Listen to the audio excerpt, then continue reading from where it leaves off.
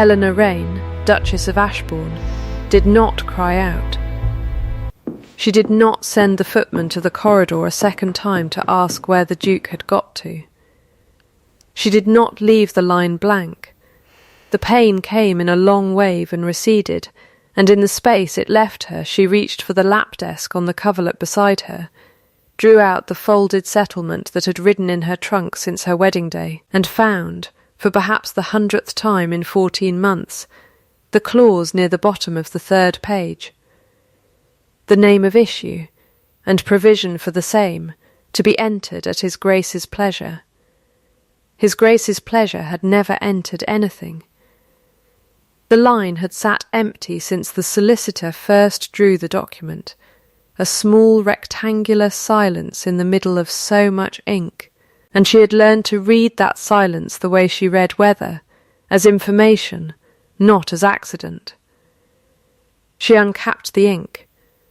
Her hand did not shake, though the rest of her had begun, distantly too, by the time this child took its first breath.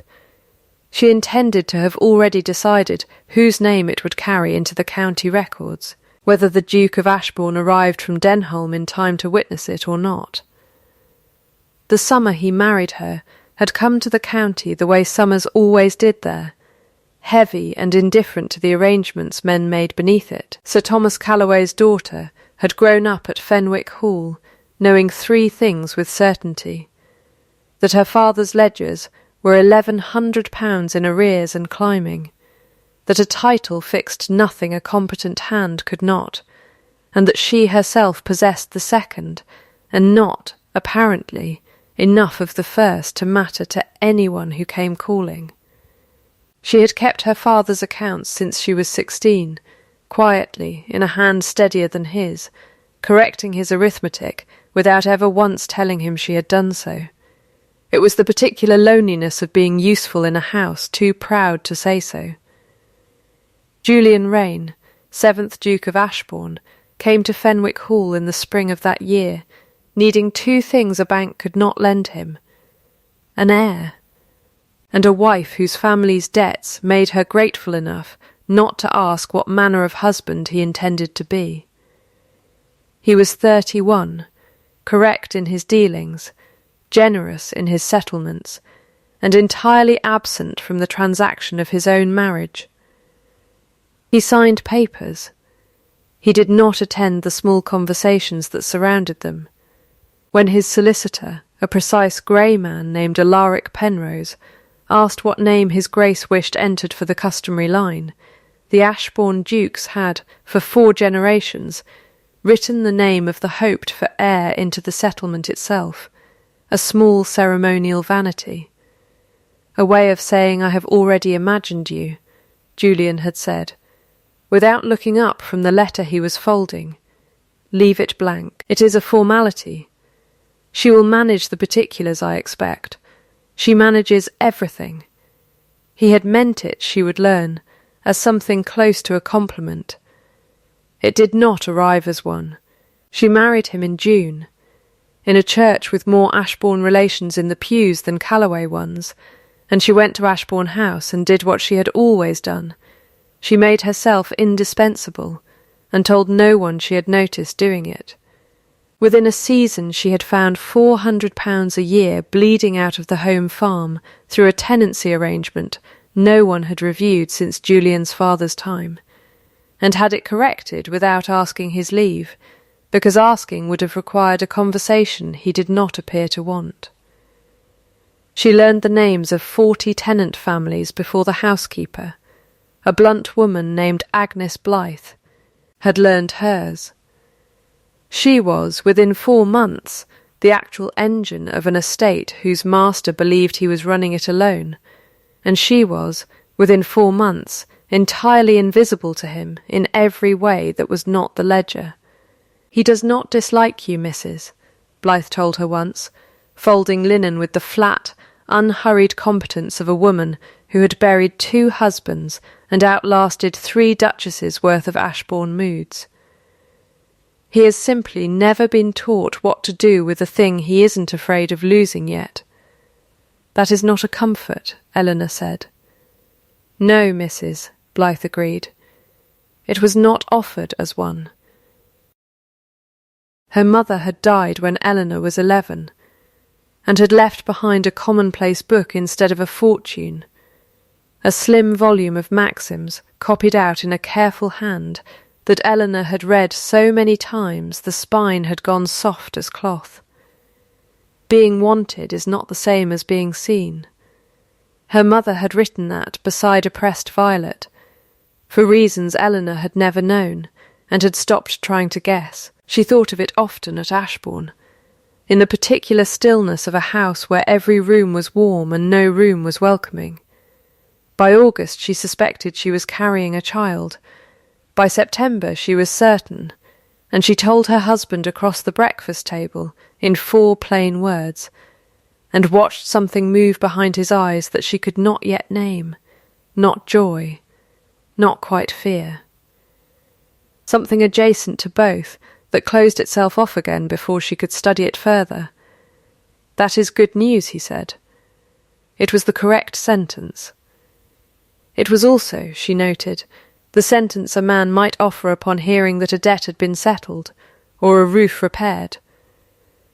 The county was told at a dinner in October, 40 guests in the long room at Ashbourne. Candles doubled in the mirrors, and it was there, over the second remove, with Lady Augusta Voss presiding at his right hand as she had presided at every Ashbourne table since Julian's mother died, that someone asked, lightly, laughing, what name the Duke favoured. Should the child be a son? I confess I have not troubled myself over it, Julian said, and smiled the smile he used for guests, which was not the same as any smile Eleanor had yet been given. A boy will be Ashbourne's heir, whatever he is called. The Duchess may choose. It is her province, as the nursery will be. The table laughed, warmly, taking it for modesty. Eleanor smiled too, because that was required, and set down her wine-glass with both hands, very steady, and felt something in her chest fold itself into a small, precise shape and go quiet.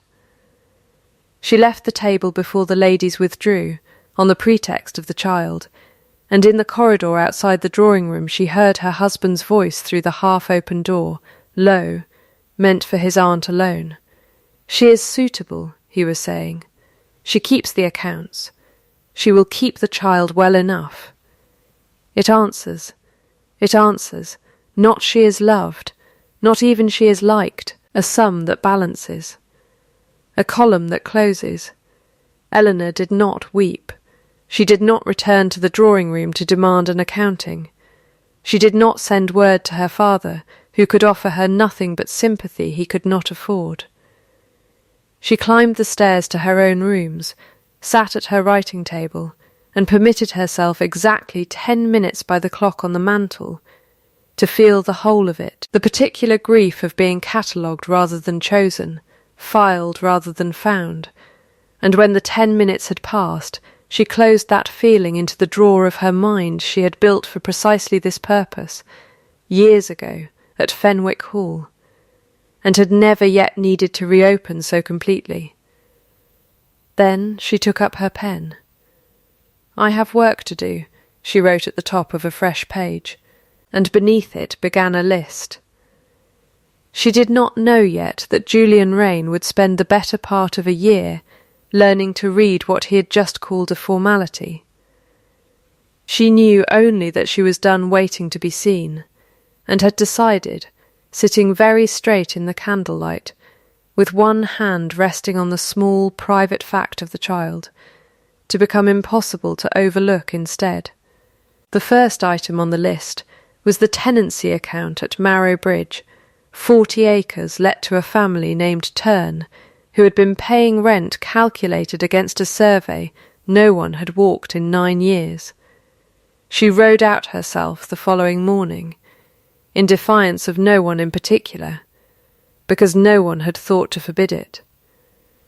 Colm Rafferty, the land steward, met her at the gate with the particular wariness of a man who had managed Ashbourne's tenant business since before the current Duke could walk it, and did not care to be corrected by a duchess 4 months from her lying in. "The survey's sound, Your Grace," he said. "I'd stake my place on it." "Then stake it," Eleanor said, and unrolled the paper she had brought, against this one drawn 11 years before yours, showing the eastern boundary 40 rods further than you have it. Someone moved a hedge, Mr. Rafferty, and moved the rent with it. He was quiet for a moment. A pause she let sit, unfilled, because she had learned that silence pressed harder than argument. "That would want walking," he said at last. "I have boots," she said, and an afternoon. They walked it together, in the particular companionable silence of 2 people counting the same thing and arriving, independently, at the same number. And by the time they reached the disputed hedge, Rafferty had stopped calling her Your Grace, in the tone he used for ornamental things, and started using it in the tone he used for his own employer. The Terns had been overpaying by £6 a year for the better part of a decade. Eleanor corrected the survey herself, in her own hand, and had it entered into the estate books before dinner, and when Josiah Tern came to the house 3 days later to thank her, hat in both hands, turning it slowly by the brim, the way a man does when he does not yet trust his voice. She told him plainly that it was his money and not her gift, and sent him home with the difference in coin rather than credit against next year's rent, because she had learned already that people believed a debt paid more readily than a debt promised. "Word'll get round," Rafferty told her afterward, not quite smiling, which for him amounted to a standing ovation. "Folk talk." "Let them," Eleanor said. They did. Within a fortnight 3 more tenants had come with questions they had been too uncertain to raise, with a duke they saw twice a year, and a steward they had known too long to trust with anything that might embarrass him. Eleanor answered each one at the kitchen table, with the account books open, numbers first, sympathy second, and the county, which noticed everything, and forgave nothing quietly, began, in the particular way gossip moves through a shire, the way water moves downhill without ever seeming to hurry, to speak of the young duchess as something other than suitable. Julian noticed the way a man notices weather changing before he can name the front moving in. He found her, one evening in November, still at the estate desk in the library long after the house had gone quiet. A lamp burned low over columns of figures, and stood in the doorway a full minute before she felt him there. "You corrected the Marrowbridge survey," he said. "I did. Rafferty tells it, as though you rode out on your own authority and rewrote 9 years of his work in an afternoon. He tells it accurately then. Something moved at the corner of his mouth. Not quite a smile. The first 1/4 inch of one, which she filed away without comment, because she had already begun, without deciding to, keeping a private ledger of exactly such things. "I did not know you rode," he said. "You did not ask." He absorbed that the way he absorbed most unwelcome truths, by saying nothing further, and leaving the room a moment later with the careful, contained walk of a man doing arithmetic he disliked. She heard him in the corridor stop, briefly, as though to turn back, and then not turn back, and she thought, without bitterness, not yet, then, and returned to her columns. Lady Augusta Voss watched all of it from the far end of every dinner table, with an attention Eleanor had begun, by December, to find deliberate rather than merely disapproving. Augusta was Julian's father's sister, widowed young, resident at Ashbourne on the old Duke's charity, and her own considerable pride, and mother to a pleasant, weak-chinned young man named Edmund Voss, who stood, should the Ashbourne line fail through some accident of paper rather than blood, rather closer to the title than good manners, generally allowed a family to mention aloud. "You are very industrious. For a woman in your condition," Augusta said to her once, over tea, in the particular tone the county called gracious, and Eleanor had learned to hear as something else entirely. "How kind of you to remark it," Eleanor said, meaning, how carefully you are watching to see if I falter. "One wonders where a girl learns such management," Augusta went on, coming from so reduced a household. "From necessity, Lady Augusta," Eleanor said. "It is a very thorough teacher." Augusta smiled the smile of a woman filing something away for later use, and changed the subject to the weather, and Eleanor thought of her mother's commonplace book, and the line she had copied out herself just that week beneath the violet. Patience is not the same as waiting. One is work. The other is only delay. She did not yet know what document Lady Augusta was quietly, patiently assembling in the room 3 doors from her own.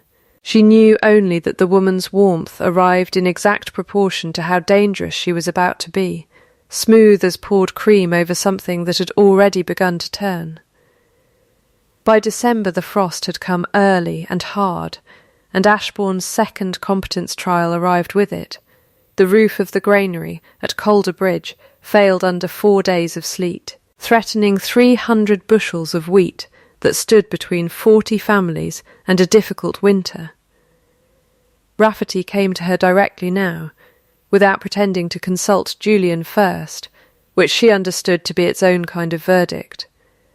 She had the grain moved within a day, using the empty hay barn at Ashbourne itself, over the mild objection of a housekeeper who did not care for wheat dust in a building meant for horses, and had the granary roof assessed by a man from Calder Bridge village rather than the estate's usual contractor, because the estate's usual contractor had built the roof that failed and she did not believe in. Paying twice for the same incompetence. It cost the estate £340 to set right, properly, with slate instead of the thatch that had failed, and she entered the figure herself in the household book with a note in the margin, cheaper, in the end, than losing a winter's bread. Julian read the entry a week later, standing over the desk with the ledger open beneath the lamp, and said nothing for a long moment. "You did not ask my leave for this either," he said. "You were in Denholm with the magistrates," she said. "The wheat did not wait for your return." "No," he agreed slowly. "I don't suppose it did." He closed the ledger and did not reopen the subject, but she noticed, because she had begun, by then, to notice everything about him with the same forensic patience she brought to the estate books, that he took to walking past the library in the evenings when he knew she would be there, and that he had begun, without remark, to leave certain letters for her opinion before he answered them, small administrative confidences that were not conversation, and were not nothing either. It was in that same week that she found, quite by accident, a letter that was not addressed to her at all, tucked into a drawer of the estate desk she had claimed as her own working space, dated some years before her marriage, in a hand she did not recognise, but a seal she did, the Voss crest, small and precise, pressed into wax gone brittle with age. She did not read it through. She recognised in the first line alone the name of a merchant family from the port town of Calder Bridge that meant nothing to her yet and would mean a great deal within the month, and she folded it back into the drawer exactly as she had found it. Because a document out of place was, she had learned from years of her father's careless bookkeeping, worth more information left in its native disorder than disturbed. She said nothing to Julian. Not yet. A thing not yet understood was not yet a weapon, only a shape in the dark, and she had learned patience from a mother who had written the word down, and meant work by it. The wound Julian carried surfaced not in confession, but in accident, the way most true things did in that house. It was late January, and the child had begun, in the particular quiet drama of the 6th month, to announce itself with small movements Eleanor had taken to noting in the margin of her own private book, the way she noted rainfall. She had gone looking for him after dinner to ask a question about the eastern drainage, and found him instead in a room she had not known existed on the west corridor, its door standing open for the first time in her memory, dust-sheeted over furniture that had clearly not been used in 20 years. "My mother's morning room," he said, before she could ask, not turning from the window. "It has been shut since she died. I did not know you had lost her so young. I was 10. He said it flatly, the way a man reads a bill of sale, and then, after a silence long enough that she nearly left him to it, she died bringing my sister into the world. The child did not live either. Another silence. My father told me, the week of the funeral, that a wise man does not name a thing he has not yet been permitted to keep. He meant it kindly, I believe. He had just lost a wife and a daughter in the same fortnight. She understood, standing in the doorway of a dead woman's sealed room, precisely what 4 generations of ceremonial naming had become in his father's mouth, and, through him, in his own, not indifference.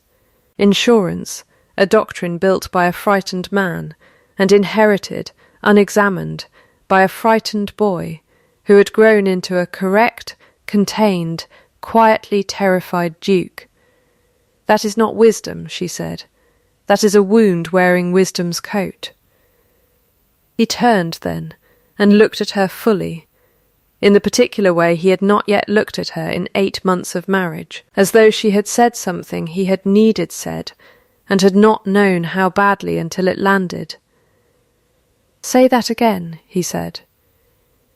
"You were taught that naming a thing is what loses it," Eleanor said. "I am telling you it is the opposite. The things men lose are the ones they never had the courage to call theirs." He did not answer that. He crossed the room instead and opened the shutters he had kept closed for 2 decades, and stood in the sudden grey winter light with his back to her, and she understood that this was, for a man built as he was, very close to weeping, and that she was not meant to comment on it.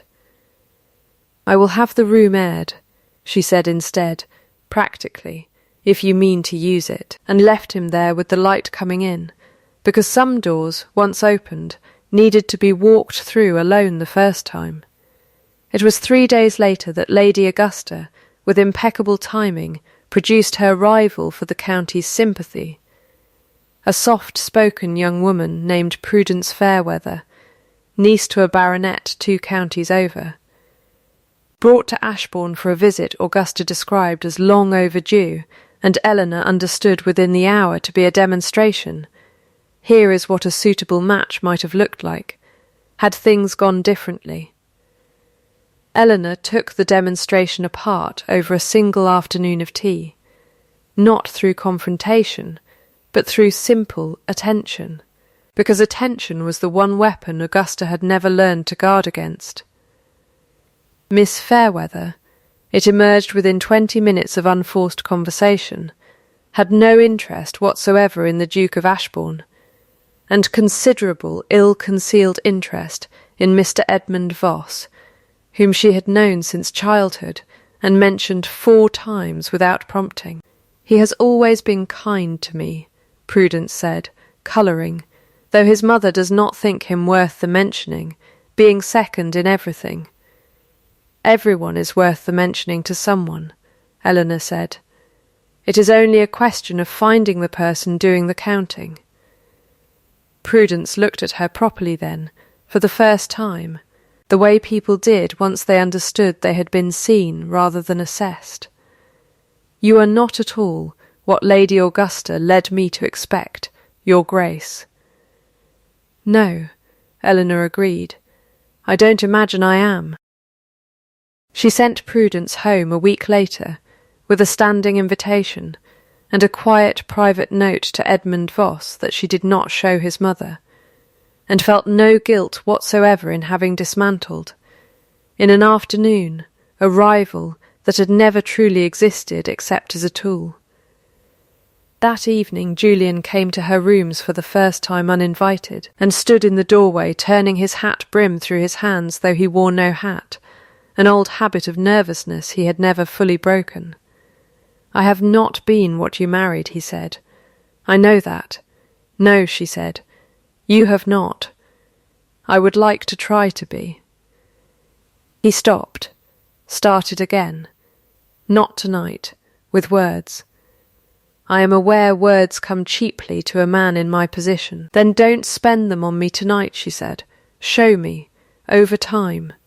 Ordinary days, Julian, not one grand evening bought back with an apology. That is my price, if you are asking what it is. That is fair," he said. "Then we are agreed," she said. "We are agreed," he said, and it was, in the particular economy of that house, very nearly a wedding. It was 2 mornings after that conversation that Eleanor understood, counting backward with the same forensic patience she brought to every other column of figures in her life, that she had missed her courses twice now, since a very different quickening had begun to make itself known, and that what she had taken for the ordinary discomforts of a pregnancy already 6 months advanced was, in fact. The first stirrings of a second one, twins, the midwife confirmed within the fortnight, with the flat, unshakable certainty of a woman who had delivered 11 pairs in 30 years and knew the particular double drumbeat of 2 hearts under one hand. It changed the arithmetic of everything, though she did not yet understand how completely. The document surfaced properly in March, and it surfaced because Eleanor had never stopped doing what she had always done, which was to read every paper that crossed the estate desk with the patient suspicion of a woman raised by a father who could not add. She found the anomaly in the household accounts first, £40 paid in November from Lady Augusta's private allowance to a merchant house in Calder Bridge trading under the name of Grant & Sons, a sum with no corresponding purchase, no goods received, no explanation offered in Augusta's own careful hand beyond the single-word retainer. She thought of the letter in the drawer.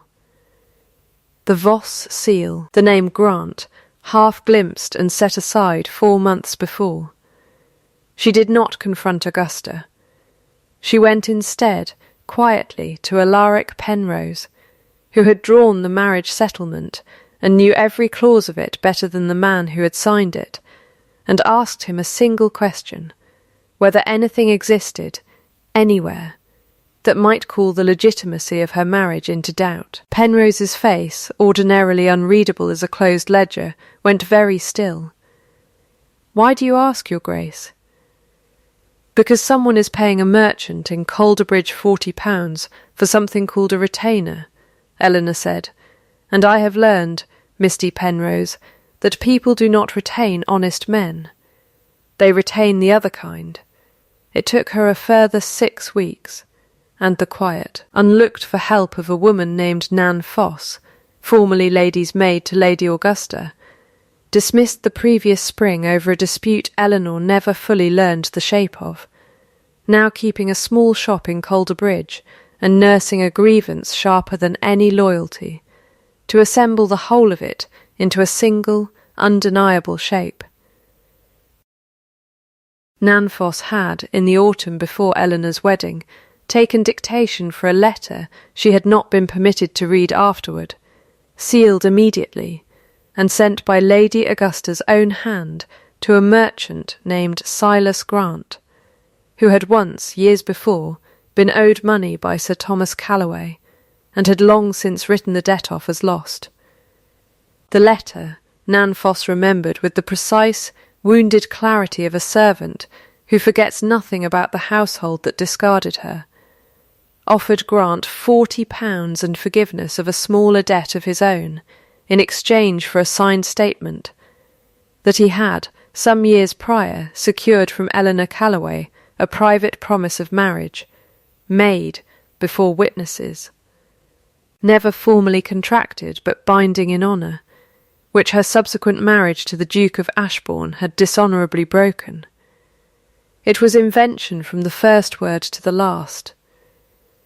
Eleanor had met Silas Grant exactly once in her life, at her father's table, when she was 17 and he a guest twice her age come to discuss a debt.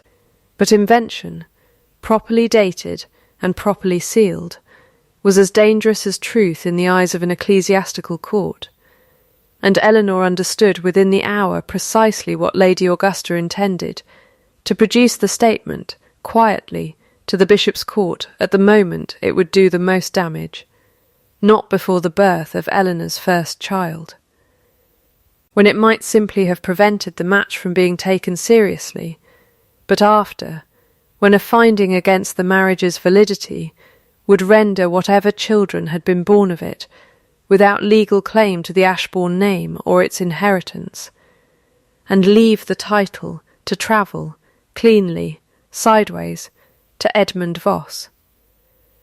2 children now, though Augusta did not yet know it. The stakes had doubled without her knowledge. Eleanor sat with the whole shape of it for one evening only.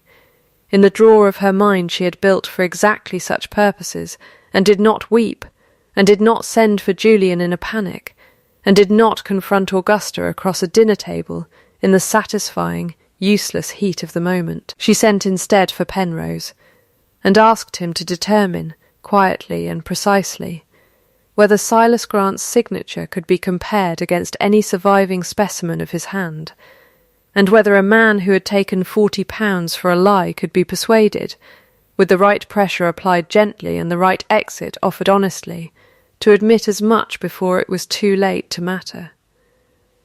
Augusta's counterpunch came before Eleanor's evidence was fully assembled, in April, in the form of a quiet word dropped at a card party to 3 of the county's most reliable gossips, that dear Eleanor's marriage rested on ground rather less solid than the world supposed, that a prior understanding existed, that time alone would tell whose claim the courts favoured. It reached Eleanor within 2 days, delivered by Mrs. Blythe, with the particular grim satisfaction of a woman glad, for once, to be the bearer of something her mistress could actually use. "She's moved early," Blythe said. "Frightened, I'd wager. Means she thinks you're close to something." "I am," Eleanor said, and did not raise her voice, and did not send a single sharp word back across the county in reply, because she had learned by then that composure, held long enough in the face of an attack, was itself a kind of answer that panic could never give. She told Julian everything that same evening, in full, the letter and the retainer, and Nan Foss's memory, and the shape of what Augusta intended, and watched him go very white and very still. "She would ruin you," he said, "to keep the title from a woman she has decided is beneath it."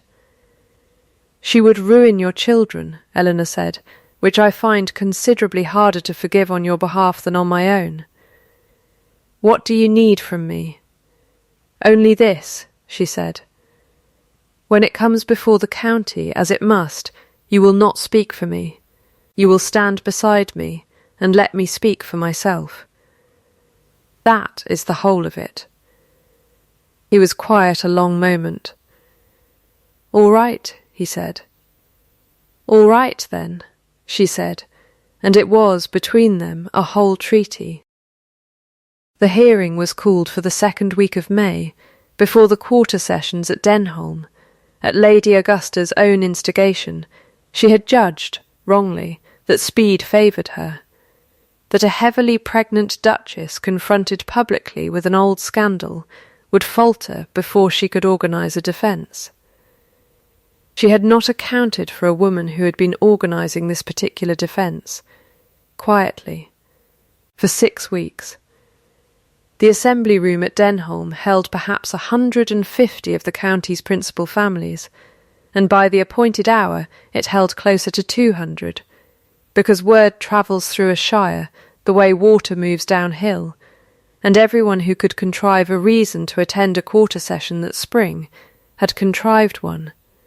Sir Peter Alcott, the presiding magistrate, a dry, exact man with no patience for theatre, opened proceedings by reading Augusta's complaint into the record, a claim, supported by a sworn statement from one Silas Grant, merchant, that a prior contract of marriage existed between Eleanor Calloway and himself, predating and therefore superseding her marriage to the Duke of Ashbourne. Silas Grant himself sat near the front, in a coat too fine for a man of his trade, not meeting anyone's eye, the particular posture of a man who has been paid to be brave, and has discovered, now that the moment has arrived, that courage cannot in fact be purchased in advance. Eleanor stood when her turn came, 7 months and some days into a pregnancy that had begun, twice over, in secret, and did not raise her voice above what the room required to hear her.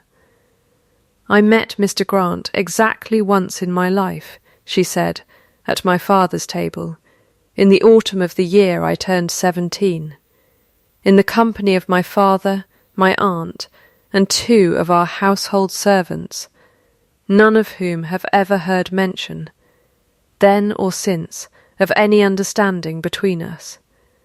I invite Mr. Grant to describe the room in which this alleged promise was made." Grant said nothing.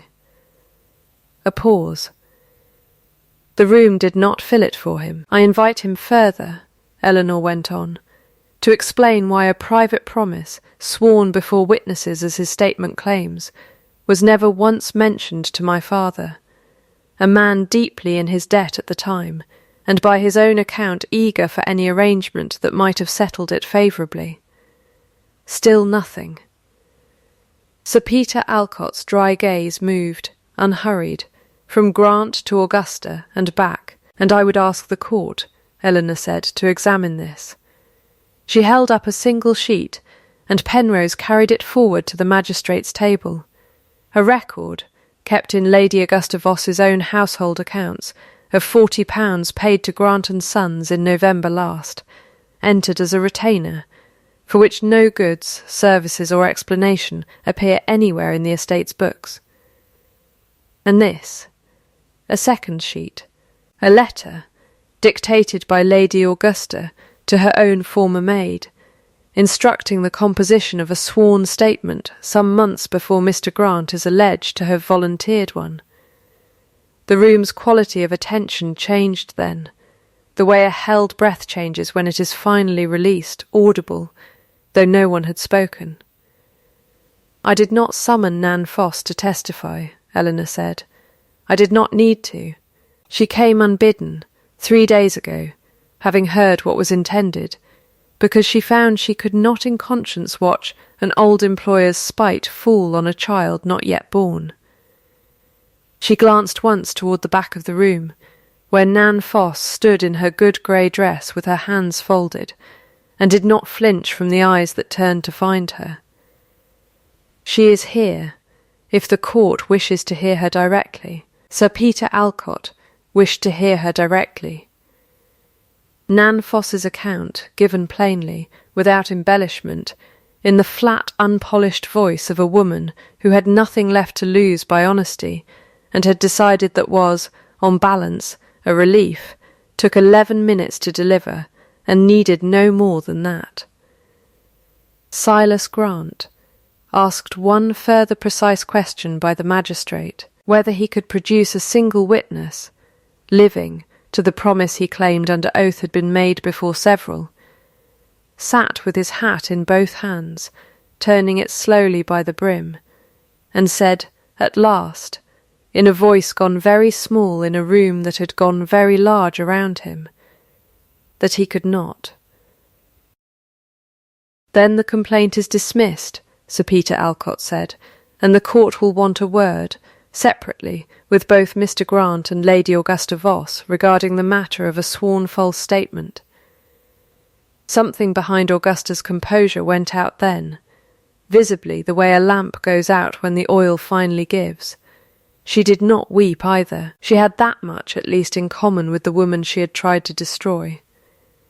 She simply sat, very straight, and looked, for the first time in Eleanor's acquaintance with her, entirely without an answer. Eleanor could have let the magistrate's court finish what she had started. She had, by her own reckoning, the power in that room to see Augusta prosecuted for fraud and Edmund Voss's family name ruined alongside his mother's, and every eye in the assembly waited to see which way a young duchess so thoroughly vindicated would choose to spend that power. "I will not press the matter further," Eleanor said instead, "on 2 conditions. That Lady Augusta quit Ashbourne House within the month, for a property of her own choosing, on an annuity sufficient to live respectably, and not 1 shilling more, to be reviewed in 5 years' time. And that Mr. Edmund Voss, who I do not believe knew the whole of what his mother intended, be received at Ashbourne as he always has been, since I find no evidence whatsoever that the sins in this room belong to him." "That is remarkably generous," Sir Peter Alcott observed, "for a woman so plainly wronged." "It is not generosity, Sir Peter," Eleanor said. "It is arithmetic. Ruin costs more than mercy in the end to everyone who has to live alongside it afterward. I have simply chosen the cheaper course. The room, which had come that morning half hoping for scandal, and left instead having witnessed something it would describe for years afterward as the day the young Duchess called her own hand and won, began its recalibration before the carriages had even cleared the yard. Eleanor heard, within the week, 3 separate accounts of the hearing already circulating that credited her with a coolness under fire the county had not previously suspected a Calloway girl of possessing, and understood, without pleasure and without surprise, that she had just been resorted, publicly and permanently, from suitable to something the gossips did not yet have quite the right word for. Julian had stood beside her the entire time, as promised, and said nothing until they were alone in the carriage home, when he took her hand, not the practised courtesy of a man handing his wife into a seat, but simply took it, and held it, and did not let go for the better part of the journey. "I have owed you an accounting for a year," he said at last, "and I find I have been rehearsing it since March, and it has not gotten any easier to say." "Then say it badly," Eleanor said. "I would rather have it badly than not at all."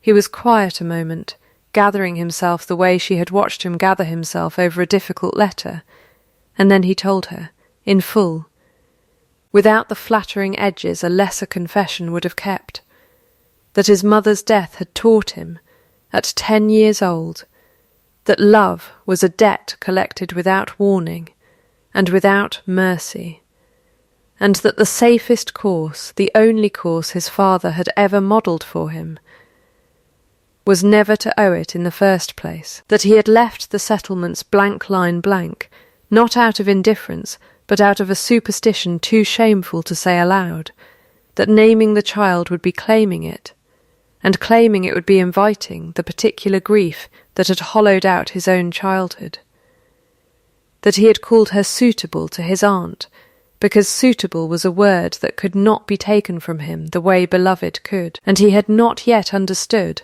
on the night he said it, that he had already lost the safety of that distinction without noticing.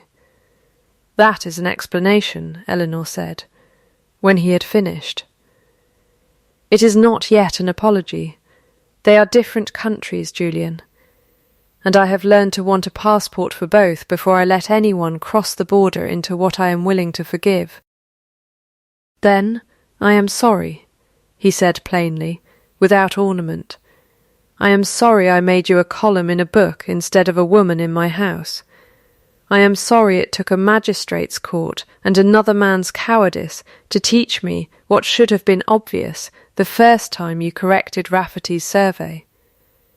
I would like the chance to be taught more slowly, From here, if you will permit it." "I will permit it," Eleanor said on terms. "Name them. I keep the household accounts in full, not as a courtesy you allow me, but as an authority you acknowledge.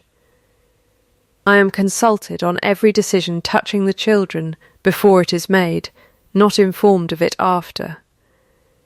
My name appears beside yours on the settlement's revision, in full, not as an appendix to it, and the line that has sat blank for a year is filled properly by both of us, together, when the child is born and not one day before.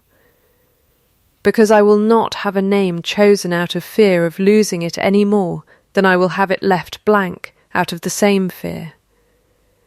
"All right," Julian said. "All right, then," Eleanor said, and it was, again, a whole treaty, ratified this time in a moving carriage, with the county still turning its recalibrated opinion over like a coin, catching new light.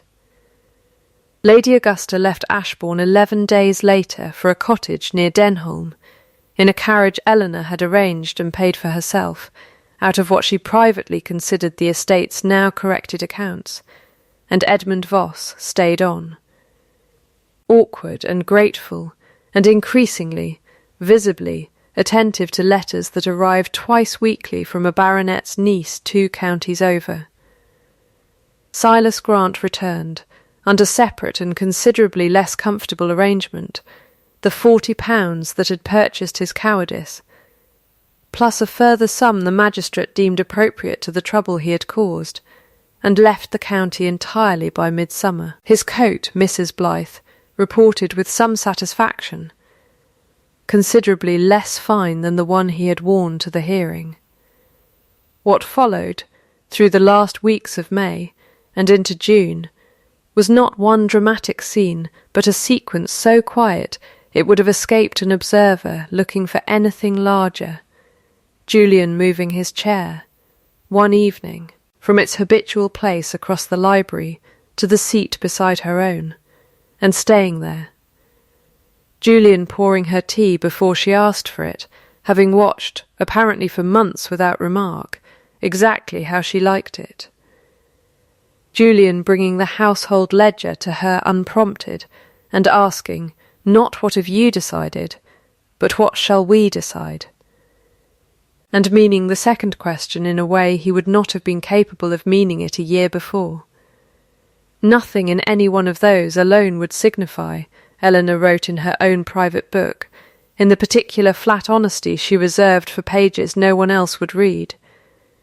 It is only in the accumulation that a man's whole character can be read. He is choosing, daily, in rooms no one is watching him in. That is the only kind of evidence I have ever fully trusted. The relapse, when it came in early July, close enough to her time that the household had begun, without discussing it, to move a little more carefully around her.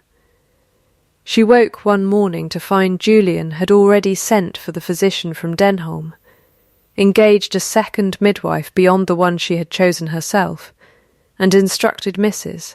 Blythe to keep her from the stairs entirely, all of it decided overnight, unilaterally, out of a fear so old it had simply reasserted its habit before he noticed it doing so. She did not shout. She sat him down in the library and named it, calmly, the way she had learned to name every difficult thing in that house. You have made 3 decisions about my own body in a single morning, without asking me a single question first, she said. That is the exact shape of the mistake you promised me you would not make again. I understand it is fear, Julian. Fear is not a license. He went very still, and then, remarkably, did not defend himself. You are right, he said. I heard myself doing it, and told myself it was different because it was you, and not the estate. It is not different. I am sorry. What would you have me do instead? Sit with me, she said, and be afraid beside me, instead of managing your fear by managing me. That is all I have ever wanted from you. not fearlessness, company in it. He sat with her, that morning and many after, and it was, she thought, the truest proof yet, not the grand scene at Denholm, not the letter, not even the apology in the carriage, but this, a man catching his own oldest habit mid-motion, and choosing, in an ordinary unwitnessed room, to set it down. "I would choose you," he told her one evening in late July, with no occasion prompting it beyond the two of them sitting together over a cold supper neither had much appetite for. "I have been choosing you, I think, since the granary roof, and I did not have the courage to say so until I had something to show for it besides words." "That," Eleanor said, "is the first thing you have ever said to me that I did not need to test." Her time came on the 2nd of August, 3 weeks earlier than the midwife had predicted, which she privately attributed to twins having never once in the whole of the pregnancy done anything according to a single schedule between them. Julian was in Denholm settling the last of the quarter session's business, when word reached him, and he rode the 11 miles back in a little over 50 minutes, which the stable boy who timed it swore afterward had very nearly killed the horse. He was not there for the first hour. Eleanor did not weep for that, and did not send the footman a second time to hurry a rider already riding as fast as the road allowed, and did not, in the long private middle of that hour, leave the settlements line blank a moment longer than she had decided, months before, that she would. She reached for the lap desk between waves, and found the clause, and dipped her pen, and wrote in her own steady hand the name she and Julian had settled between them weeks before, without ever quite finishing the argument over which of them the choosing belonged to. A name for a son, if a son came first, and a second name ready beside it for whichever child followed, twins being, as the midwife kept reminding the household with some asperity, entirely capable of arriving in either order they pleased. Julian came through the door 40 minutes later, still in his riding coat, and found her exactly as the room had frozen itself in memory before she ever told this story to anyone, pen in hand, settlement open on the coverlet, the blank line no longer blank. "You did not wait for me," he said, and it was not an accusation. It was closer, she thought, to wonder. "No," she said, "I did not leave the line blank, Julian. Not this time. Not for anyone." He crossed the room and took the paper from her hands gently, and read what she had written, and she watched him understand, in the space of a few seconds, everything the moment contained, not defiance, though it would have been forgivable if it had been. But partnership claimed on her own authority, because she had waited a year to be granted it, and had finally stopped waiting. "You are not what I bargained for," he said quietly, and she felt the old wound of that phrase open for one bright brief instant before he finished the sentence. "You are not what I bargained for. You are what I would have begged for, had I known enough that first spring to know what to ask." The first child, a daughter, arrived a little past midnight.